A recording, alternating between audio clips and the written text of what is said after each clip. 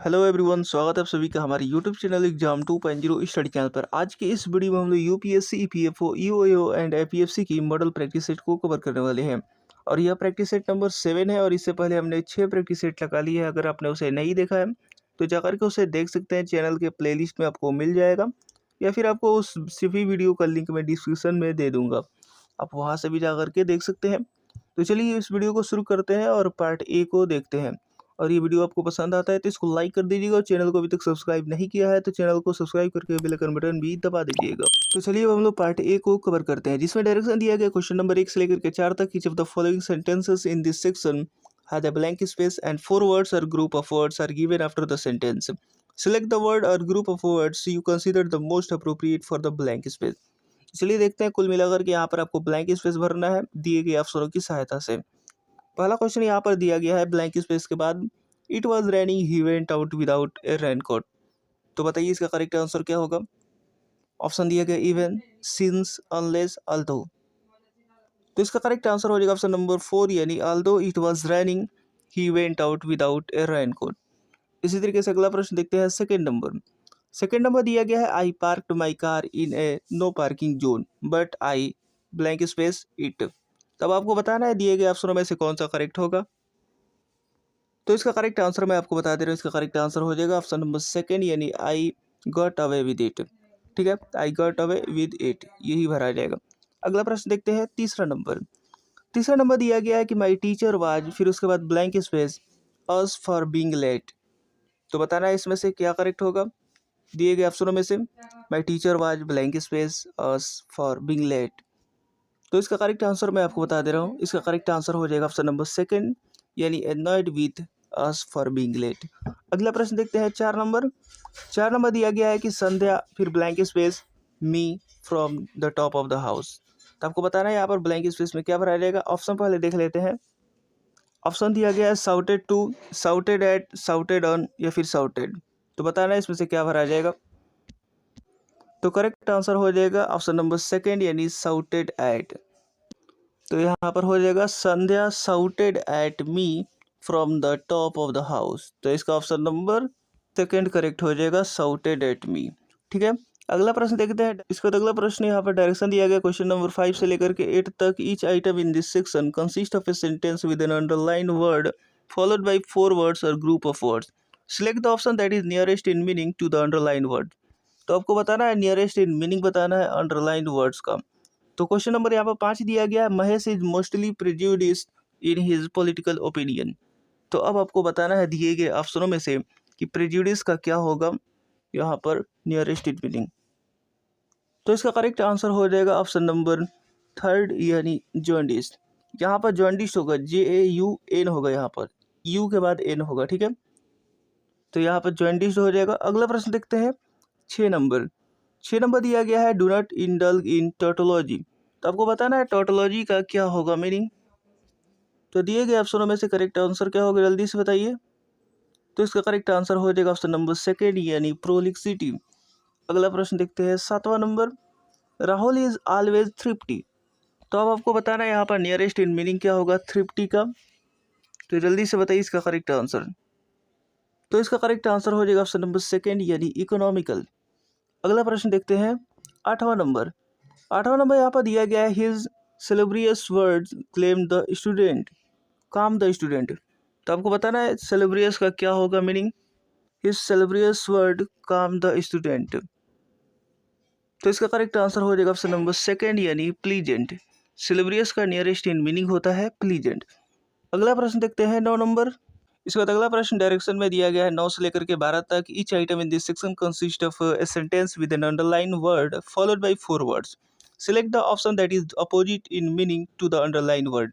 आपको कुल मिलाकर के अपोजिट इन मीनिंग बताना है उन अंडरलाइन किए गए वर्ड्स का। तो यहाँ पर 9 नंबर दिया गया, the thief had very vital information to pass on to the police. तो आपको बताना है विटल का यहाँ पर क्या होगा अपोजिट इन मीनिंग दिए गए ऑप्शनों की सहायता से। तो इसका करेक्ट आंसर हो जाएगा ऑप्शन नंबर 2, यानी इन एसेंशियल। विटल का क्या हो जाएगा यहाँ पर इन एसेंशियल हो जाएगा, ऑप्शन नंबर 2 करेक्ट हो जाएगा। इसी तरीके से अगला प्रश्न देखते हैं, 10वां नंबर यहाँ पर दिया गया है कि his lectures are often wordy and pointless. तो आपको बताना है वर्डी का अपोजिट इन मीनिंग क्या होगा। यानी एंटोनिम क्या होगा। तो इसका करेक्ट आंसर हो जाएगा दिए गए ऑप्शनों में से ऑप्शन नंबर सेकेंड यानी कॉन्साइड। अगला प्रश्न देखते हैं 11 नंबर की हिज आइडियाज आर ऑब्सक्योर। तो आपको बताना है ऑब्सक्योर का यहाँ पर अपोजिट इन मीनिंग क्या होगा दिए गए ऑप्शनों में से। तो इसका करेक्ट आंसर हो जाएगा ऑप्शन नंबर सेकेंड यानी क्लियर। अगला प्रश्न देखते हैं 12 number Ravi is jovial and he makes the environment sanguine. आपको बताना है सैंग्विन का क्या होगा दिए गए ऑप्शनों में से अपोजिट इन मीनिंग। तो इसका करेक्ट आंसर हो जाएगा ऑप्शन नंबर फर्स्ट यानी पेसिमिस्टिक। अगला प्रश्न देखते हैं 13 नंबर। यहाँ पर डायरेक्शन में दिया गया है 13 से लेकर के 16 तक, जिसमें आपको एरर फाइंड करना है नीचे दिए गए सेंटेंस में से।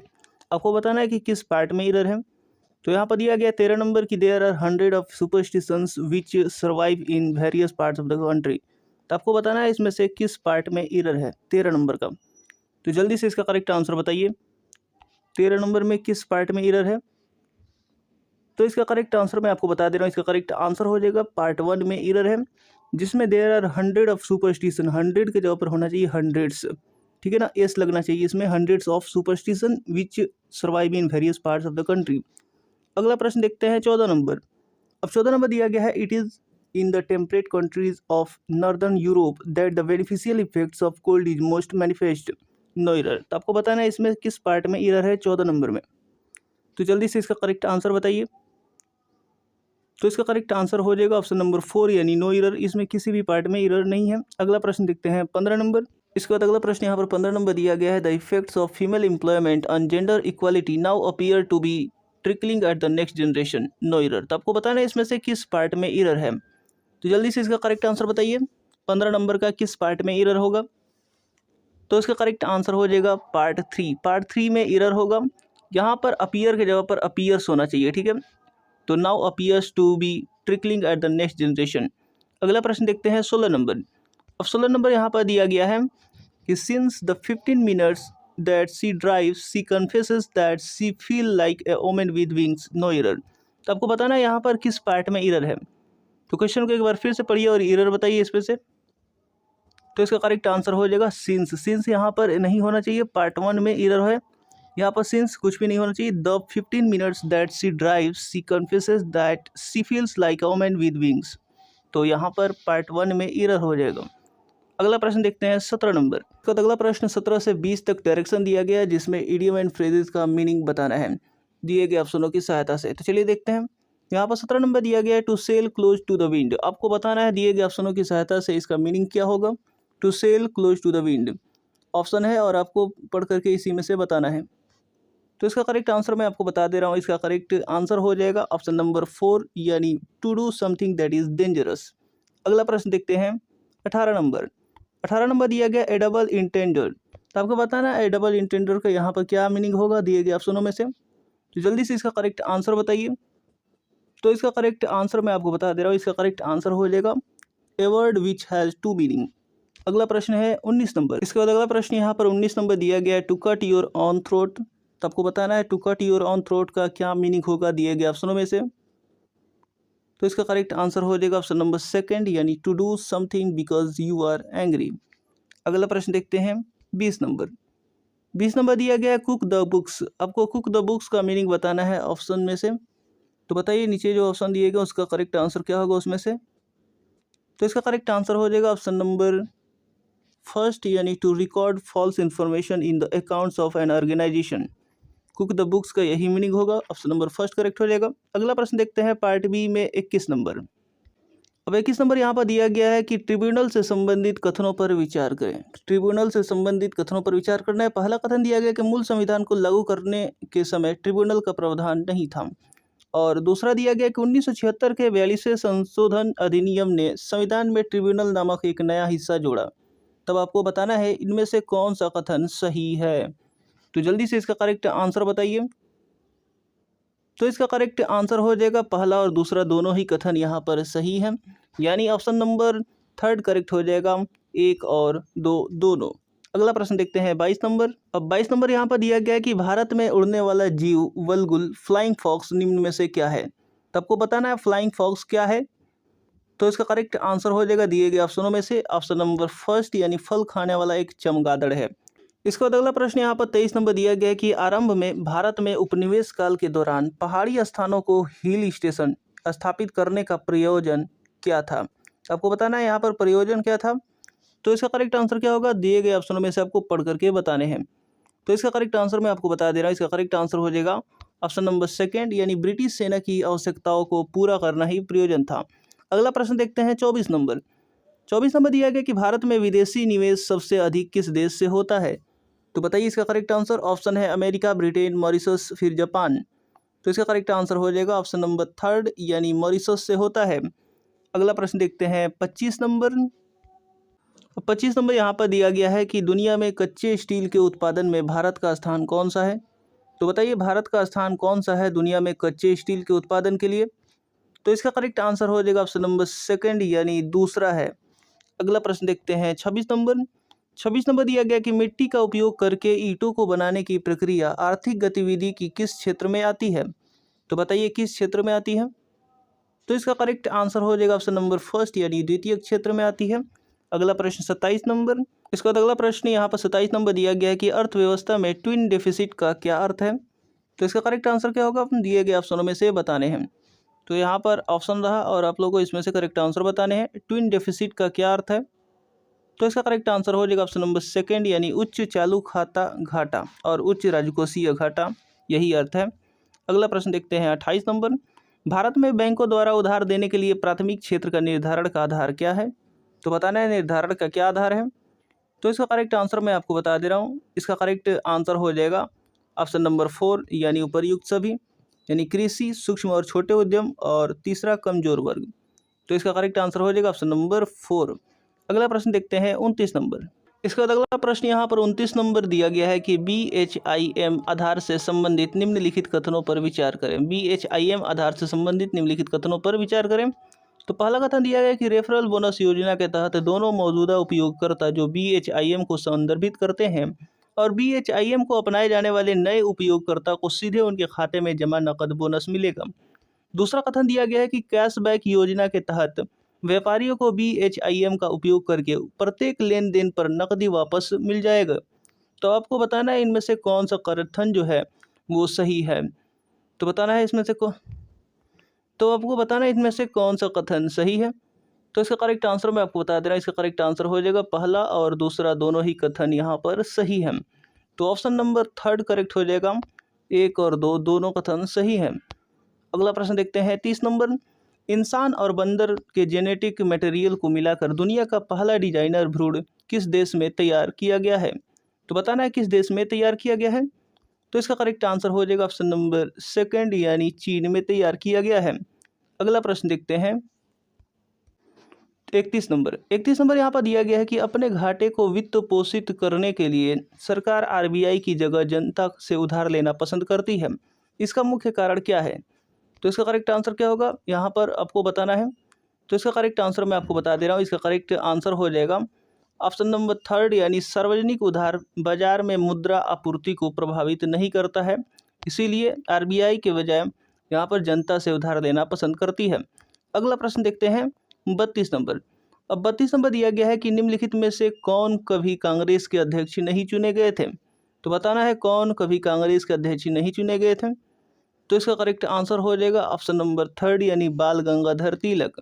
अब 33 नंबर यहाँ पर दिया गया है कि एक व्यक्ति जो राज्य विधायिका का सदस्य नहीं है उसे मुख्यमंत्री के रूप में नियुक्त किया जा सकता है और वह 5 वर्ष की अवधि तक सेवा कर सकता है अगर। तो अगर के बाद आपको कंप्लीट करना है दिए गए ऑप्शनों की सहायता से। तो यहाँ पर मैं आपको करेक्ट आंसर बता दे रहा हूँ। यहाँ पर करेक्ट आंसर हो जाएगा ऑप्शन नंबर 4, यानी अगर वह 6 महीने की अवधि के भीतर राज्य विधायिका के लिए चुना जाता हो। इसी तरीके से अगला प्रश्न देखते हैं 34 नंबर।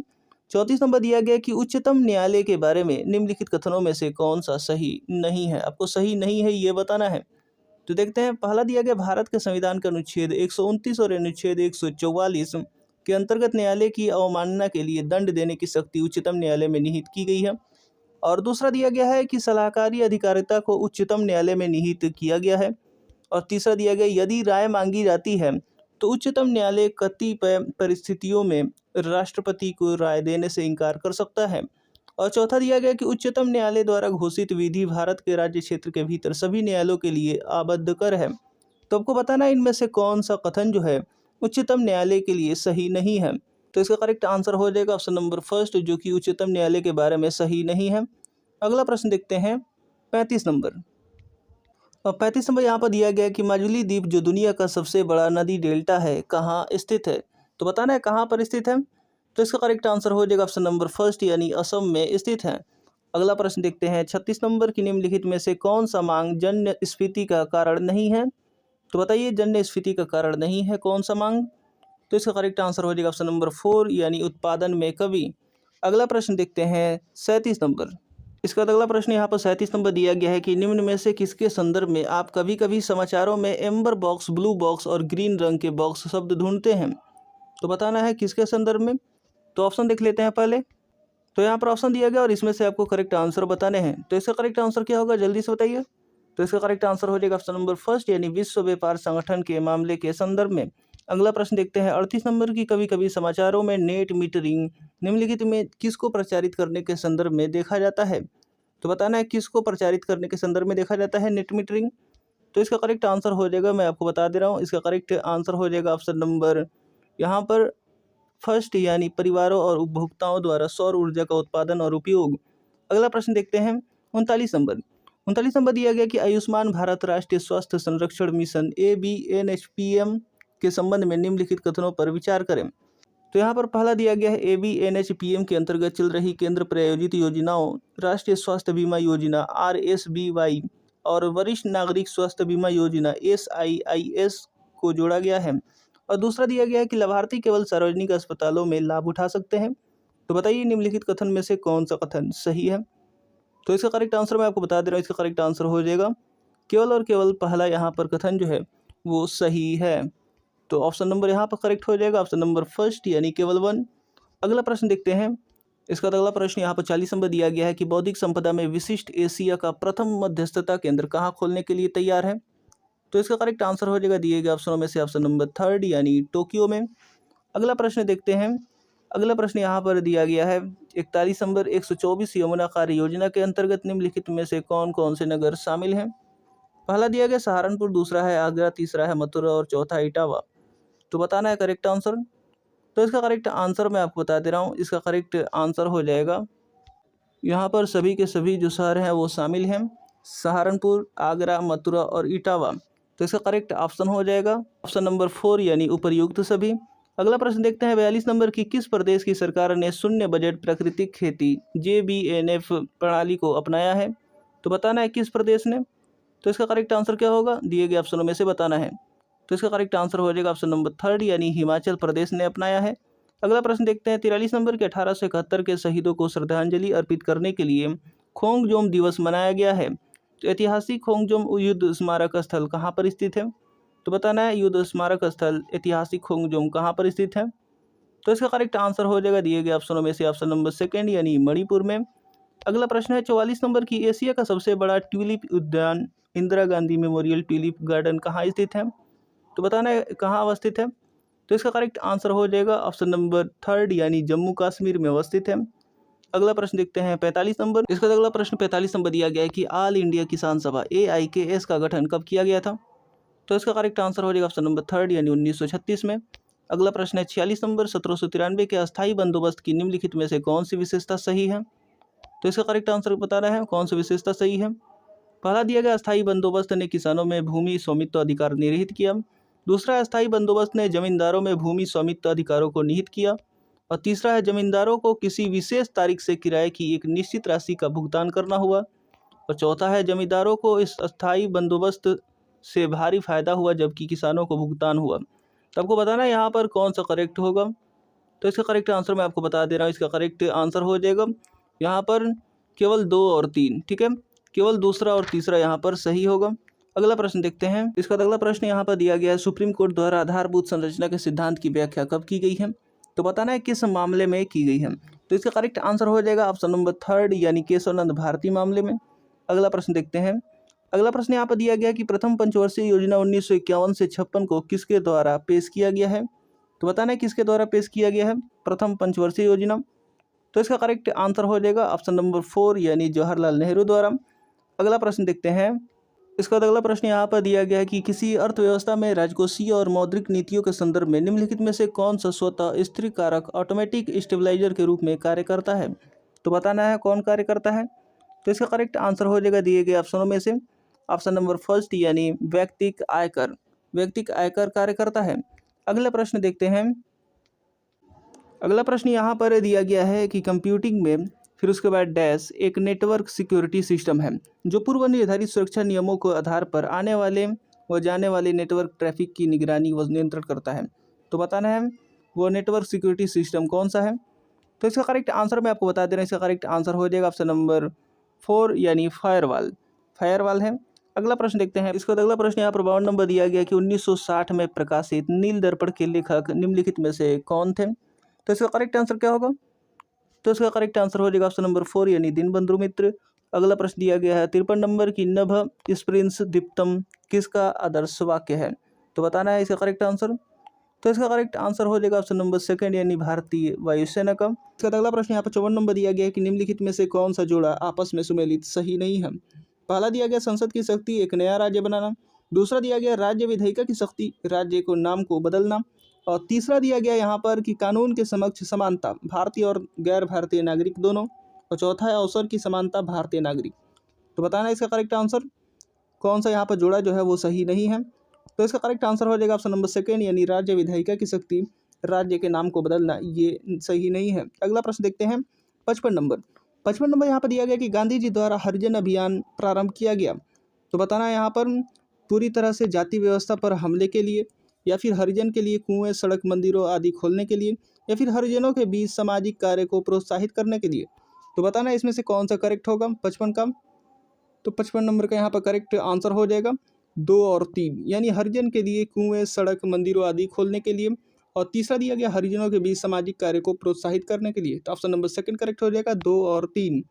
अगला प्रश्न देखते हैं। अगला प्रश्न दिया गया यहाँ पर 56 नंबर की निम्नलिखित में से कौन सा संघीय प्रणाली की विशेषता नहीं है। तो बताना है संघीय प्रणाली की विशेषता नहीं है। पहला दिया गया कि सरकार के 2 अलग अलग स्तर हैं और दूसरा दिया गया सरकार के प्रत्येक स्तर की जिम्मेदारियां और शक्ति एक लिखित संविधान में स्पष्ट रूप से परिभाषित की जाती हैं। तीसरा दिया गया सरकार की एक विधायी और कार्यकारी शाखाओं के बीच शक्तियों का कोई अलगाव नहीं है। चौथा दिया गया एक सर्वोच्च न्यायालय को इन प्रावधानों की व्याख्या करने और विवाद के मामलों में मध्यस्थता की जिम्मेदारी सौंपी गई है। तो अब आपको बताना है इनमें से कौन सा करेक्ट होगा जो कि एक विशेषता नहीं है संघीय प्रणाली की। तो इसका करेक्ट आंसर हो जाएगा ऑप्शन नंबर 3 यानी सरकार की विधायी और कार्यकारी शाखाओं के बीच शक्तियों का कोई अलगाव नहीं है, ये विशेषता नहीं है। अगला प्रश्न देखते हैं। इसका अगला प्रश्न यहाँ पर दिया गया 57 नंबर की बालकन योजना थी। तो बालकन योजना क्या थी ये आपको बताने हैं। तो इसका करेक्ट आंसर हो जाएगा दिए गए ऑप्शनों में से ऑप्शन नंबर 4 यानी माउंटबेटन द्वारा तैयार की गई योजना जो भारतीय रजवाड़ों को या तो स्वतंत्र होने या भारत या पाकिस्तान में शामिल होने की स्वतंत्रता देने की अनुमति देती है। अगला प्रश्न देखते हैं 58 नंबर यहाँ पर दिया गया है कि सालबाई संधि द्वारा निम्नलिखित युद्धों में से कौन सा युद्ध समाप्त हुआ। तो बताना है कौन सा युद्ध समाप्त हुआ था सालबाई संधि द्वारा। तो इसका करेक्ट आंसर हो जाएगा ऑप्शन नंबर 1 यानी प्रथम एंग्लो मराठा युद्ध। अगला प्रश्न देखते हैं 59 नंबर विश्व वन्य जीव अपराध रिपोर्ट निम्नलिखित एजेंसियों में से किसके द्वारा प्रकाशित की जाती है। तो किसके द्वारा प्रकाशित की जाती है। तो इसका करेक्ट आंसर हो जाएगा दिए गए ऑप्शनों में से ऑप्शन नंबर यहाँ पर 3 यानी ड्रग्स एंड क्राइम फॉर संयुक्त राष्ट्र कार्यालय। अगला प्रश्न दिया गया यहाँ पर 60 नंबर। अब 60 नंबर दिया गया है कि पौधों की कोशिकाओं में पाए जाने वाला पूर्ण सख्तता क्षमता है। तो बताना है यहाँ पर कौन सा करेक्ट होगा दिए गए ऑप्शनों में से। तो इसका करेक्ट आंसर हो जाएगा दिए गए ऑप्शनों में से ऑप्शन नंबर 3 यानी परिपक्व होने पर गुणात्मक रूप से बढ़े। अगला प्रश्न देखते हैं 61 नंबर। अगला प्रश्न यहाँ पर 61 नंबर दिया गया है कि एक पारदर्शी पतली ग्लास शीट पर रखे पानी की तरल बिंदु का उपयोग चादर के नीचे दिए गए नमूने का एक विशाल दृश्य को देखने के लिए किया जा सकता है क्योंकि तरल जल की बूंद एक लेंस के रूप में व्यवहार करती है। वह कौन सा लेंस है। सबको बताना है वह कौन सा लेंस होगा। तो इसका करेक्ट आंसर हो जाएगा दिए गए ऑप्शनों में से ऑप्शन नंबर 3 यानी प्लानो उत्तल लेंस। अगला प्रश्न देखते हैं 62 नंबर। अब 62 नंबर दिया गया कि रसायन उद्योग में कौन सा तेजाब का मूल रसायन माना जाता है। तो बताना है तेजाब का मूल रसायन कौन सा माना जाता है। तो इसका करेक्ट आंसर हो जाएगा दिए गए ऑप्शनों में से ऑप्शन नंबर 3 यानी H2SO4।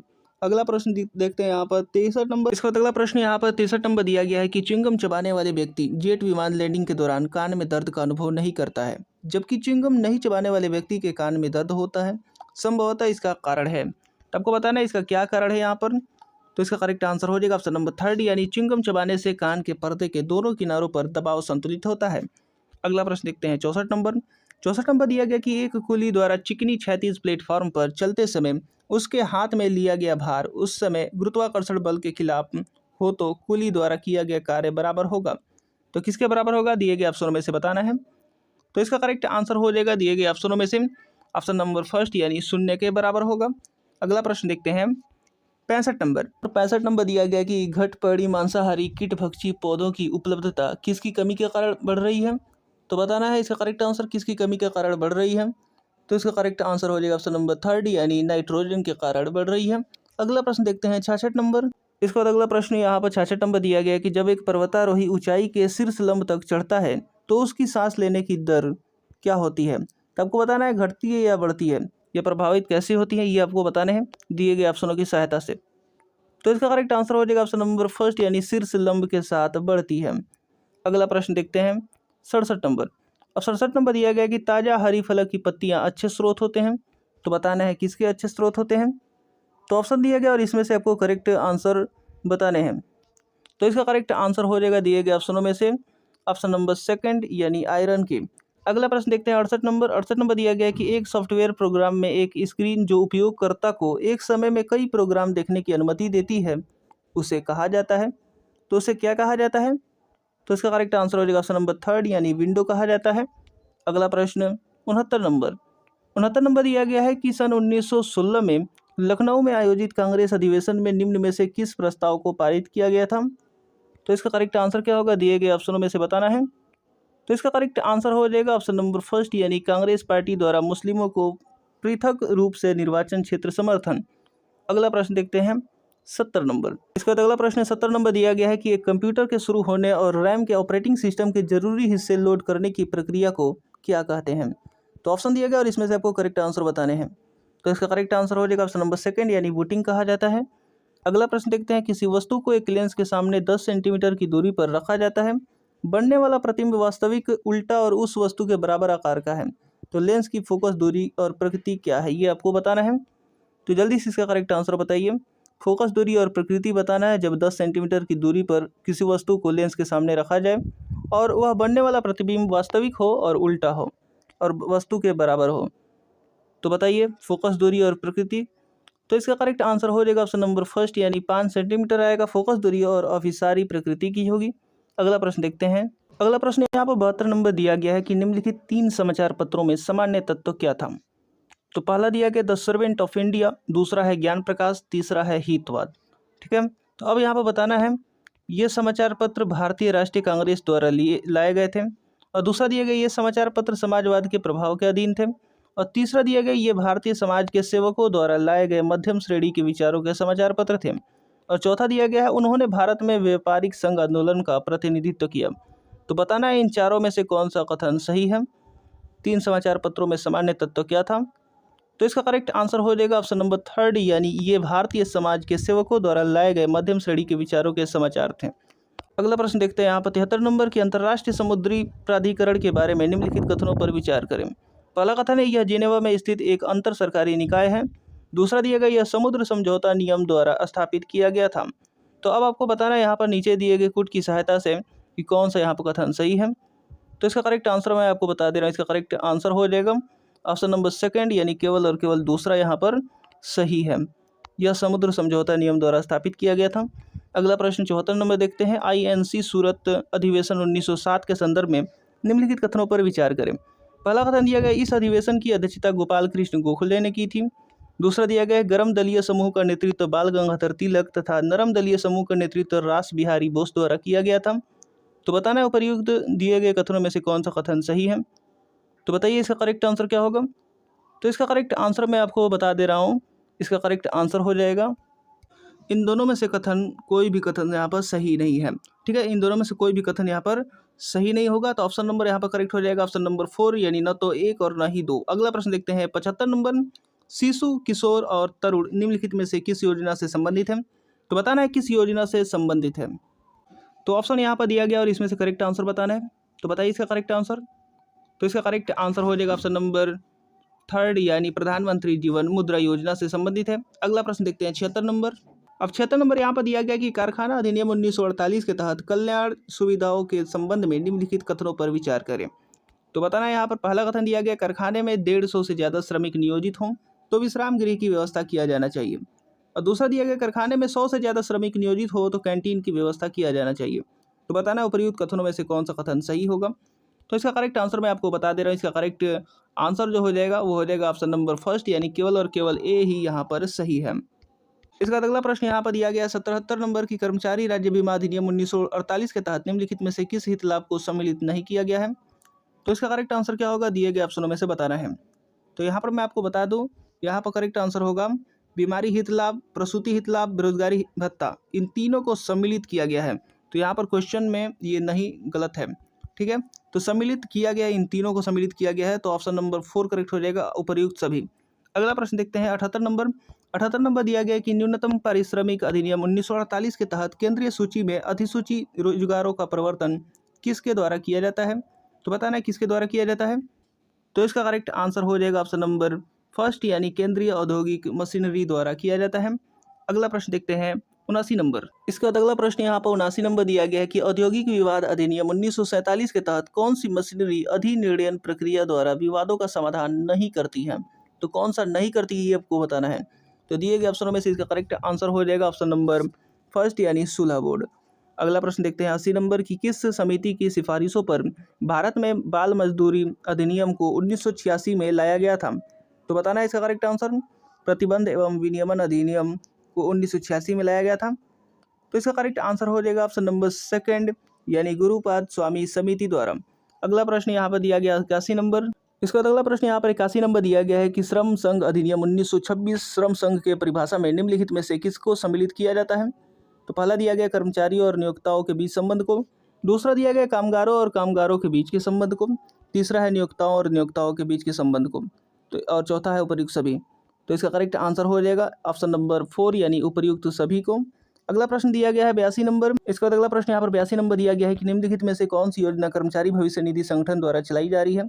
ऑप्शन दिया गया और इसमें से आपको करेक्ट आंसर बताने हैं। तो इसका करेक्ट आंसर मैं आपको बता दे रहा हूँ। इसका करेक्ट आंसर हो जाएगा ऑप्शन नंबर 4 यानी उपर्युक्त सभी योजना चलाई जा रही है। कर्मचारी भविष्य निधि योजना 1952, कर्मचारी पेंशन योजना 1995 और तीसरा दिया गया कर्मचारी जमा साहबद बीमा योजना 1976। अगला प्रश्न देखते हैं 83 नंबर। अब 83 नंबर यहाँ पर दिया गया कि कर्मचारी भविष्य निधि संगठन किस अधिनियम के तहत शासित होता है। तो किस अधिनियम के तहत शासित होता है। तो इसका करेक्ट आंसर हो जाएगा दिए गए ऑप्शनों में से ऑप्शन नंबर सेकंड यानी कर्मचारी भविष्य निधि अधिनियम 1952 के तहत। अगला प्रश्न देखते हैं।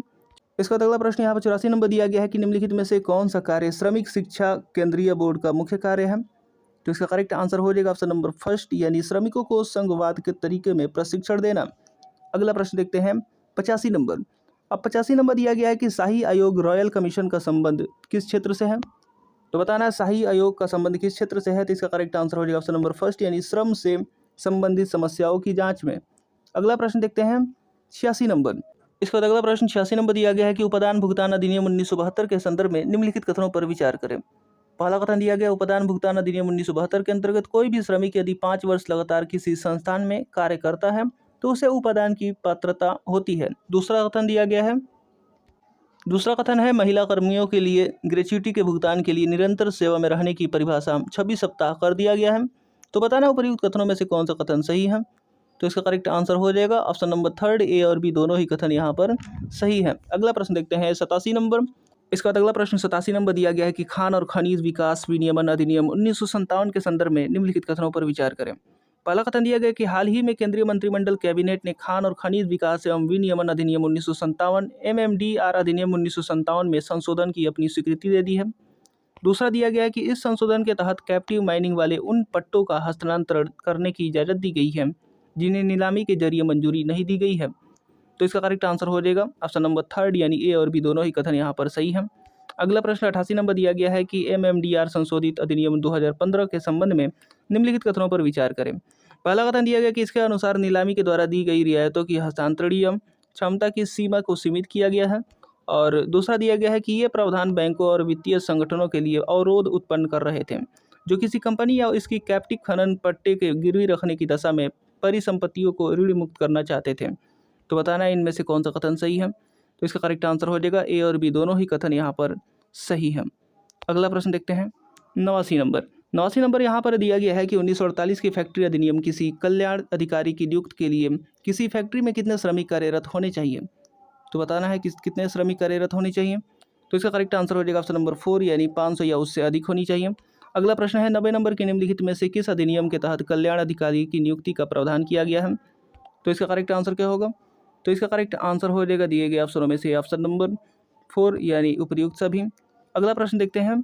अगला प्रश्न दिया गया 91 नंबर की भारत में सभी प्रकार के बेगार समाप्त करने से संबंधित अंतर्राष्ट्रीय श्रम संगठन का अभिसमय कब पारित किया गया। तो इसका करेक्ट आंसर हो जाएगा ऑप्शन नंबर फर्स्ट यानी 1954 में पारित किया गया। अगला प्रश्न देखते हैं 92 नंबर। अब 92 नंबर दिया गया है कि भारत में देशी एवं विदेशी श्रमिकों के लिए सामाजिक सुरक्षा की समान व्यवस्था से संबंधित अंतर्राष्ट्रीय श्रम संगठन द्वारा अभिसमय कब पारित किया गया। तो इसका करेक्ट आंसर हो जाएगा दिए गए ऑप्शनों में से ऑप्शन नंबर फर्स्ट यानी 1954 में। अगला प्रश्न देखते हैं 93 नंबर। अब 93 नंबर यहाँ पर दिया गया है कि निम्नलिखित में से कौन 20 सूत्री आर्थिक कार्यक्रम के उद्देश्य थे। तो बताना है 20 सूत्री आर्थिक कार्यक्रम के कौन उद्देश्य थे। तो इसमें से करेक्ट आंसर बताना है। पहला दिया गया उत्पादन में वृद्धि करना, दूसरा है पिछड़े वर्गों के हितों का संरक्षण करना और तीसरा दिया गया है उत्पादन में वृद्धि करना तथा पिछड़े वर्गों के हितों का संरक्षण करना दोनों, और चौथा दिया गया है इनमें से कोई नहीं। तो इसका करेक्ट आंसर मैं आपको बता दे रहा हूँ। इसका करेक्ट आंसर हो जाएगा ऑप्शन नंबर थर्ड यानी उत्पादन में वृद्धि करना तथा पिछड़े वर्गों के हितों का संरक्षण करना दोनों। अगला प्रश्न देखते हैं 94 नंबर। इसके बाद अगला प्रश्न 94 नंबर दिया गया है कि अंत्योदय योजना के संबंध में निम्नलिखित कथनों पर विचार करें। पहला कथन दिया गया कि महात्मा गांधी के आदर्शों पर भारत में सन 1978 में अंत्योदय योजना तैयार की गई। और दूसरा कथन यहाँ पर दिया गया है कि इस योजना का उद्देश्य प्रत्येक गांव में 5 सबसे निर्धन परिवारों का चयन करना और उनका आर्थिक विकास करना है। तो बताना है इनमें से कौन सा कथन सत्य है।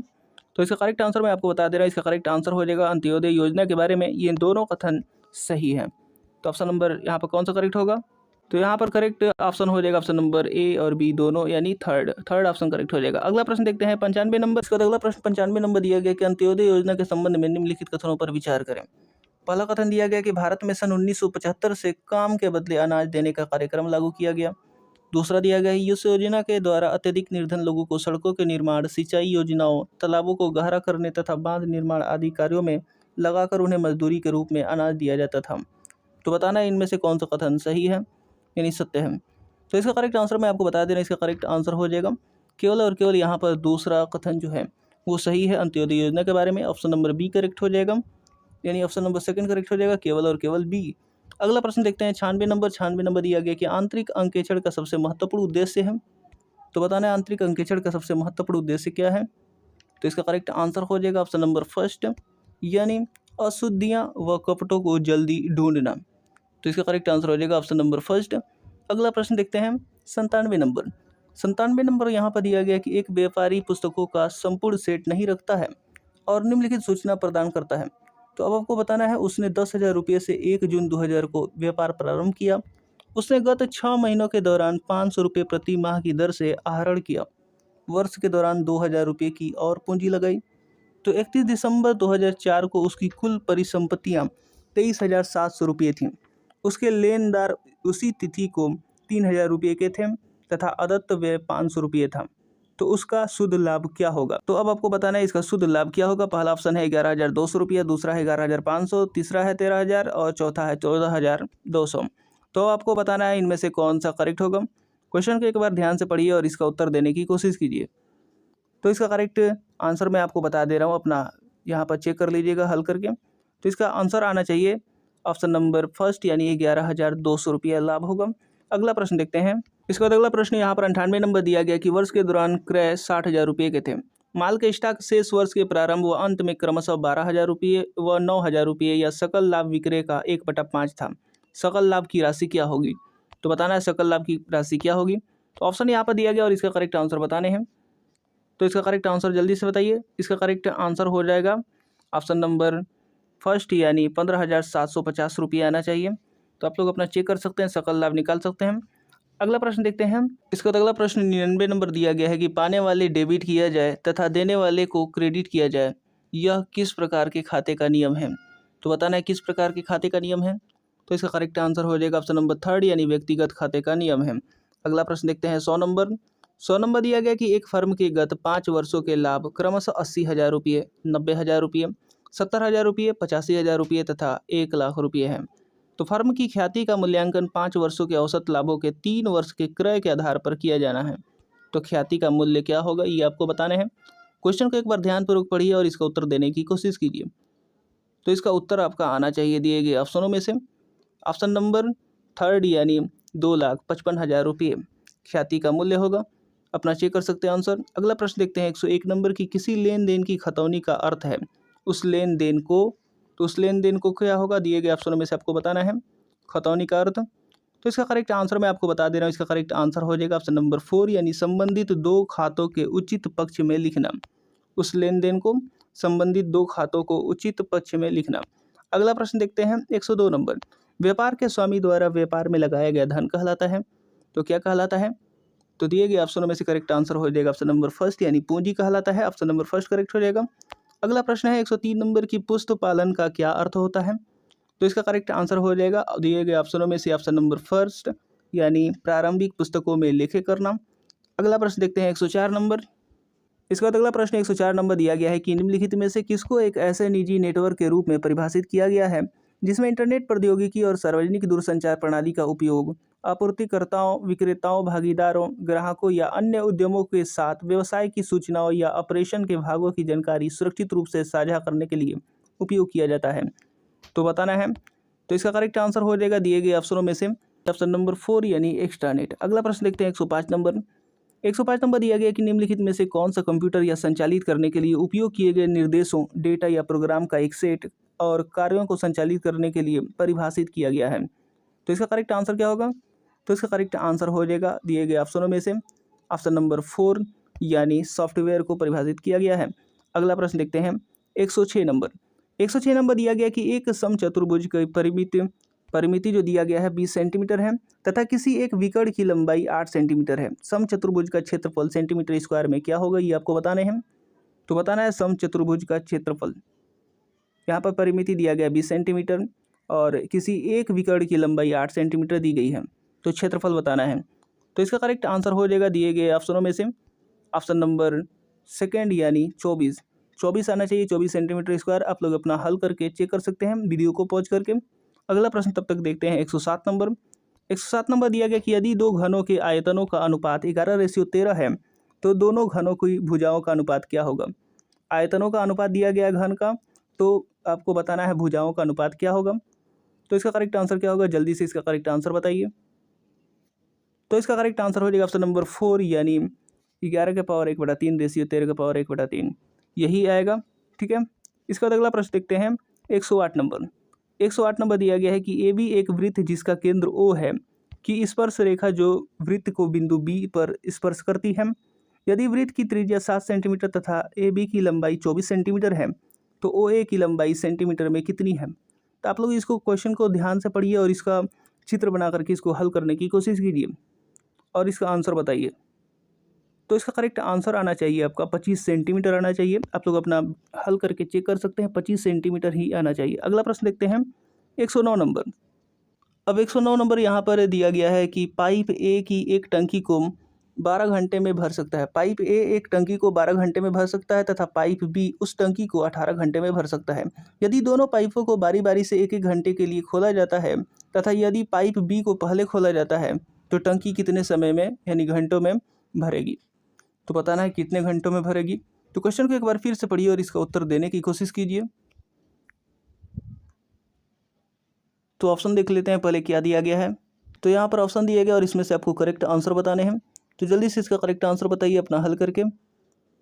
तो आप लोग हल करेंगे तो इसका आंसर जो आना चाहिए ऑप्शन नंबर 3 आना चाहिए, 14 सही 1/2 घंटे।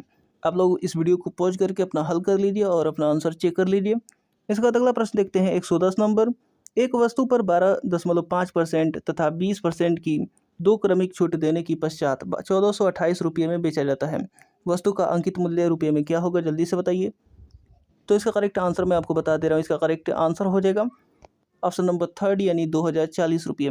2040 रुपये थे, जो कि 12.5% तथा 20% की छूट देने पर 1428 रुपये में बेचे गए। तो अगला प्रश्न देखते हैं 111 नंबर। 111 नंबर दिया गया है कि 8 अध्यापकों का एक समूह है। एक अध्यापक समूह छोड़ देता है और एक नया अध्यापक समूह में आ जाता है। इस वजह से अध्यापकों की औसत आयु 2 साल पहले की औसत आयु के बराबर हो जाती है। यदि जाने वाले अध्यापक की आयु 42 वर्ष थी तो नए अध्यापकों की आयु वर्षों में क्या है, तो बताना है इसका करेक्ट आंसर। ऑप्शन दिया गया 22, 28, 24 या फिर 26।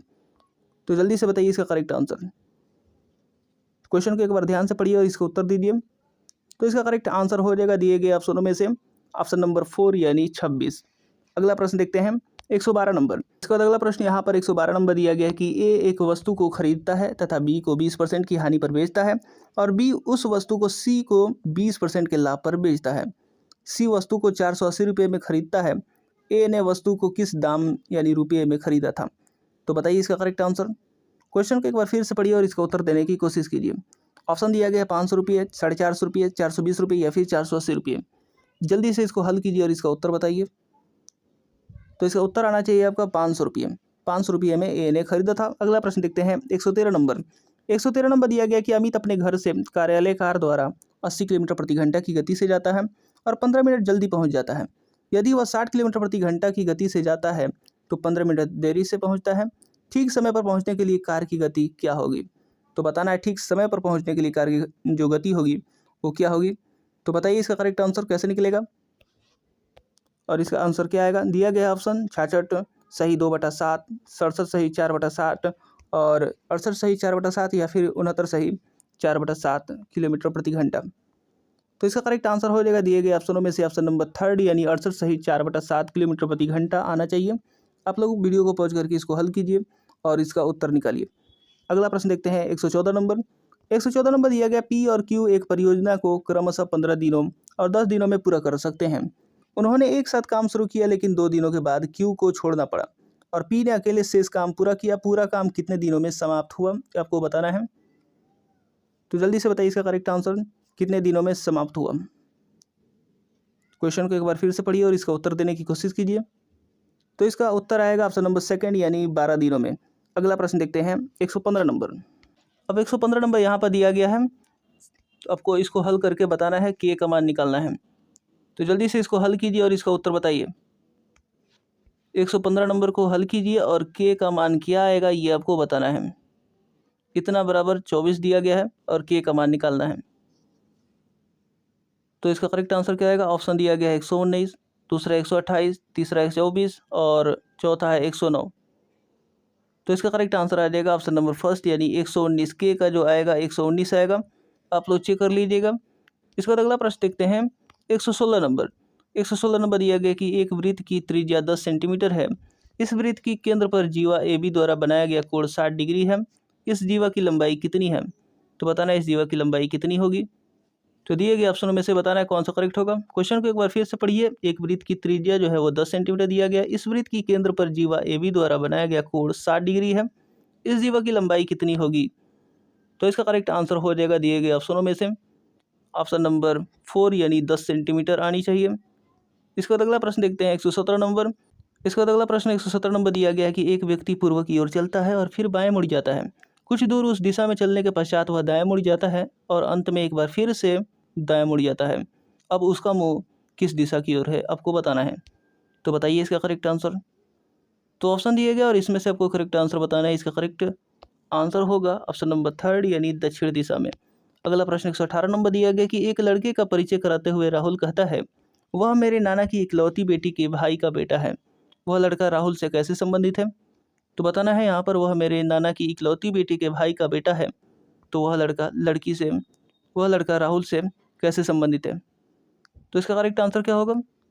तो इसका करेक्ट आंसर हो जाएगा दिए गए ऑप्शनों में से ऑप्शन नंबर थर्ड यानी मेरा भाई है। अगला प्रश्न देखते हैं 119 नंबर। यदि एक दर्पण को एमएन रेखा पर रखा जाए तो दी गई आकृतियों में से कौन सी आकृति प्रश्न आकृति की सही प्रतिबिंब होगी, तो बताना है प्रतिबिंब कौन सी होगी सही। यहाँ पर स्टूडियो करके लिखा गया है, आपको बताना है आकृति कौन सी प्रतिबिंब बनेगी। तो इसका करेक्ट आंसर मैं आपको बता दे रहा हूँ। इसका पहले ऑप्शन देख लेते हैं। ऑप्शन ये दिया गया है और इसमें से आपका करेक्ट आंसर हो जाएगा ऑप्शन नंबर थर्ड, यानी ये वाला। अगला प्रश्न देखते हैं 120 नंबर।